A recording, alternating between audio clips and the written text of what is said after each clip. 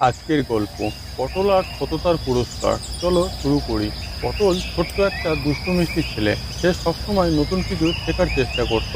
খেলাধুলাতেও ছিল এক নম্বর। একদিন স্কুলের টিফিন টাইমে পটল মাঠে খেলছিল। হঠাৎ তার চোখে পড়লো মাটিতে একটা মানিব্যাগ পড়ে আছে। সে সেটা তুলে নিল। মানিব্যাগের ভিতরে অনেক টাকা আর একটা আইডি কার্ড ছিল। পটল ভাবলো, তো টাকা, আমি তো অনেকগুলো খেলনা কিনতে পারবো। কিন্তু সাথে সাথেই তার মনে হলো না, এটা আমার না, কারোর কষ্টের টাকা হতে পারে। যাই, এটা গিয়ে ম্যাডামের কাছে দিয়ে আসি। সে দৌড়ে গিয়ে প্রিন্সিপাল মিস মিতালিকে সবটা জানালো। মিস মিতালি খুশি হয়ে বললেন, তুমি সত্যিই খুব সৎ ছেলে, তুমি আমাদের গর্ব। পরের দিন পটলের স্কুলে একটা ছোট্ট সমাবেশ হলো। সবাইকে ডেকে পটলের সততার কথা বলা হলো। প্রিন্সিপাল বললেন,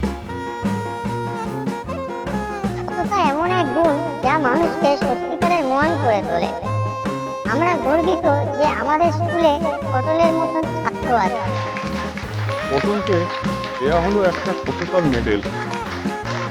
পটল লজ্জা পেলেও কিছু মনে বলল, আমি শুধু ঠিক কাজটাই করেছি।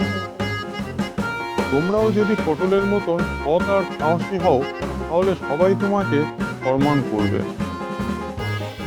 বন্ধুরা, কি পটল ঠিক কাজ করেছিল? তোমরা হলে কি করতে?